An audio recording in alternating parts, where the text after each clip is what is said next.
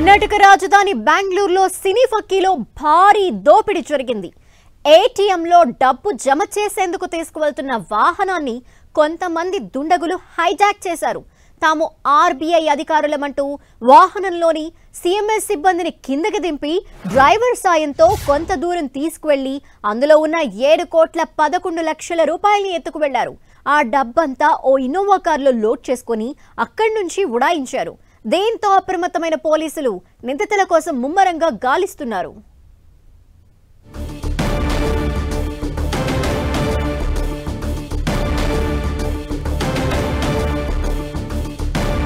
కర్ణాటక రాజధాని బెంగళూరులో సినీ ఫక్కీలో భారీ దోపిడీ జరిగింది.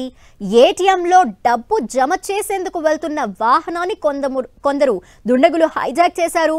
తాము ఆర్బీఐ అధికారులమంటూ వాహనంలోని సీఎంఎస్ సిబ్బందినంతా కిందకి దింపి డ్రైవర్ సాయంతో కొంత దూరాన్ని తీసుకువెళ్లి అందులో ఉన్న 7,11,00,000 రూపాయల్ని ఎత్తుకు వెళ్లిపోయారు. ఆ డబ్బంతా ఓ ఇన్నోవా కారులో వారు లోడ్ చేసుకుని అక్కడి నుంచి ఉడాయించారు. దీంతో అప్రమత్తమైన పోలీసులు నిందితుల కోసం ముమ్మరంగా గాలిస్తున్నారు.